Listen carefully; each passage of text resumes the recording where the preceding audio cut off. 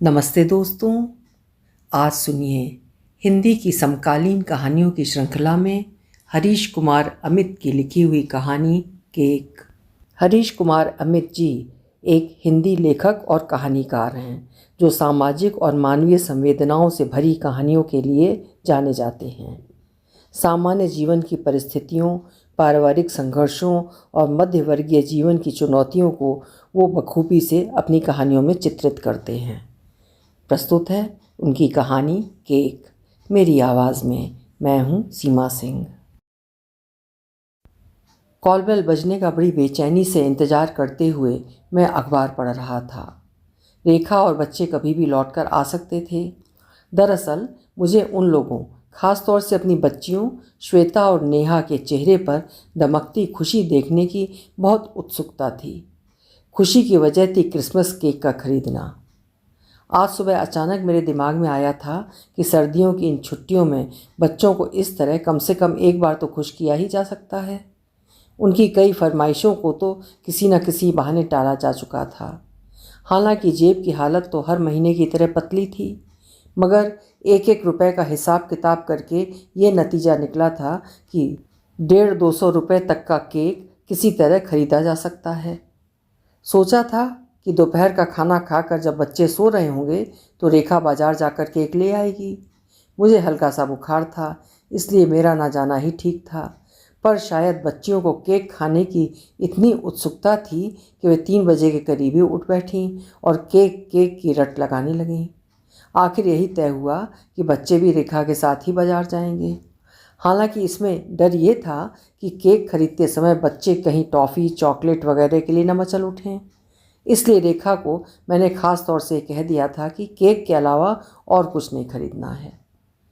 अखबार पढ़ते हुए ये दृश्य मेरी आंखों के आगे बार बार पहुंच जाता कि केक खाते हुए बच्चों के चेहरे से कैसी खुशी टपक रही है।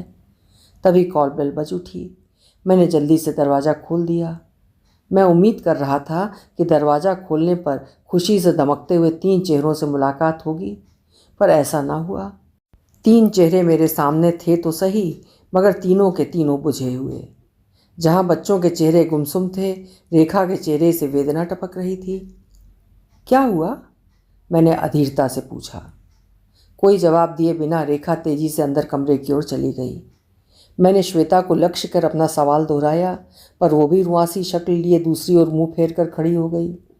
अब सिर्फ नेहा से ही कुछ पूछा जा सकता था, लेकिन 3 साल की बच्ची मुझे किस हद तक सही जवाब दे सकेगी, इसमें शक था।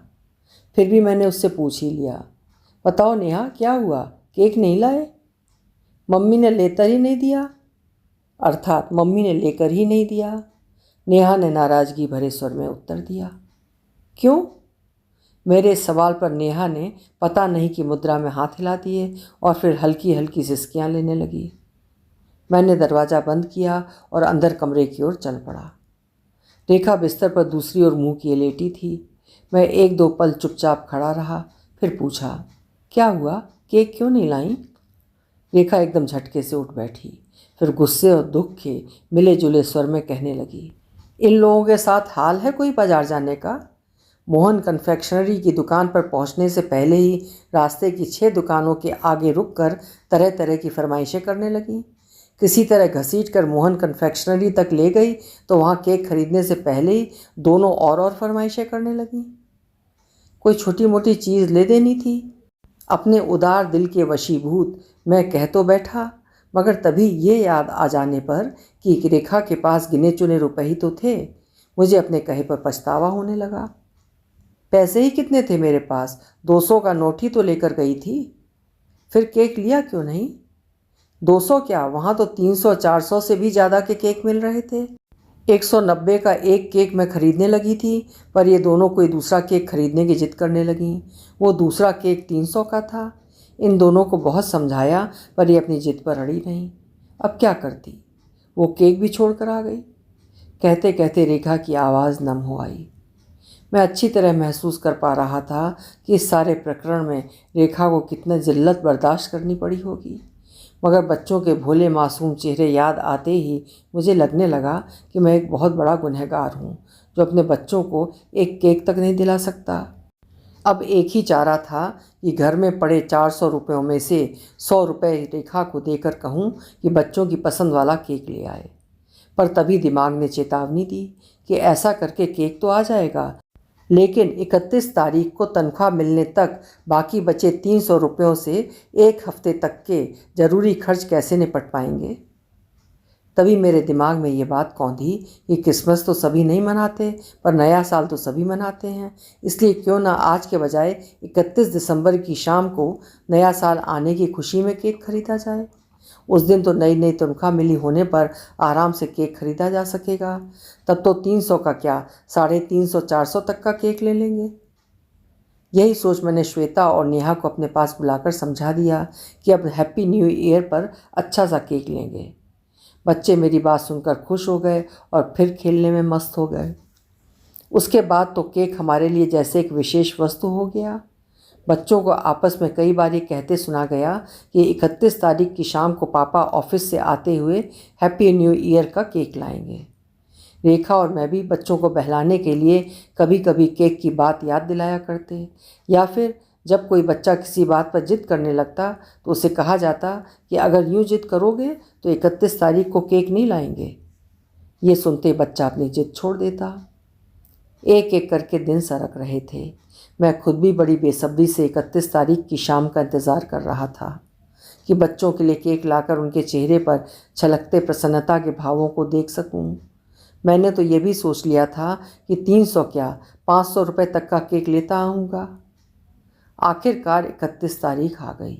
दफ्तर में अपनी सीट पर बैठे बैठे भी मेरा ध्यान बार बार केक खरीदने की बात पर चला जाता। दोपहर के बाद तनख्वाह हाथ में आते ही मुझे केक का ध्यान आ गया, लेकिन तनख्वाह लेकर वापस अपनी सीट पर आते आते मेरे मन में जनवरी महीने के खर्चों की बात भी आने लगी। याद आया कि इस महीने तो बच्चों की त्रैमासिक फीस भी जमा करवानी है, जिसमें तनख्वाह का एक बड़ा हिस्सा लग जाएगा। बिजली और पानी के बिल भी इसी महीने आने हैं। ये सब सोचते ही केक खरीदने का अपना विचार मुझे डोलता सा लगने लगा, मगर इतनी जल्दी हिम्मत हारने की आदत मेरी है नहीं। इसलिए सीट पर बैठे बैठे मन ही मन मैं जनवरी के खर्चों का हिसाब लगाने लगा। तभी याद आया कि 22 जनवरी को रेखा का जन्मदिन भी तो है। अपनी खस्ता आर्थिक स्थिति के कारण जन्मदिन पर उसे कोई उपहार वगैरह दे पाना तो हर साल की तरह संभव हो नहीं पाएगा, लेकिन बाज़ार से खाने पीने का 500-600 रुपये का कुछ विशेष सामान तो मंगवाना ही पड़ेगा। पैसों की इस ज़बानी जमा खर्च की उधेड़ बुन में लगे लगे ही मैंने शाम को दफ्तर छोड़ा और फिर घर जाने वाली बस में सवार हो लिया। सारी राह मेरे दिमाग में बस केक ही चक्कर काट रहा था। एक तरफ जी चाह रहा था कि बच्चों के लिए 400-500 वाला नहीं तो 200 रुपये तक का कोई केक ले जाऊं, पर दूसरी तरफ जनवरी महीने के खर्चों की बात याद आते ही ये लगने लगता कि इस महीने केक खरीदने की बात सोचना भी बेवकूफ़ी है। इसी उधेड़बुन में मैं बस से उतरा। घर तक पहुंचने के लिए करीब 5 मिनट पैदल चलना पड़ता था। मोहन कन्फेक्शनरी की दुकान रास्ते में ही पड़ती थी। जैसे जैसे वो दुकान पास आती जा रही थी मेरे दिल की धड़कनें बढ़ती जा रही थीं। कुछ देर बाद मैंने घर की कॉलबेल बजाई। कॉलबेल की आवाज़ सुनते ही श्वेता की किलकारी गूंजी, पापा आ गए। तभी नेहा की आवाज़ भी सुनाई दी, तेत आ गया, अर्थात केक आ गया। कुछ पल बाद जैसे ही रेखा ने दरवाज़ा खोला, 3 जोड़ी आँखें उत्सुकता से मेरे हाथों की ओर देखने लगीं, मगर मेरे दोनों हाथ खाली थे, बिल्कुल खाली। अभी आप सुन रहे थे हरीश कुमार अमित जी की लिखी हुई कहानी केक। सीमित आय में परिवार की ज़रूरतें पूरी करते करते छोटी छोटी खुशियों से ये परिवार कैसे वंचित रह जाता है। आपको कहानी कैसी लगी कमेंट सेक्शन में अपने विचार ज़रूर लिखिएगा। पसंद आई हो तो कहानी को लाइक करिएगा और चैनल भी सब्सक्राइब कर लीजिएगा। कल फिर मिलेंगे, फिर किसी नई कहानी के साथ। नमस्कार।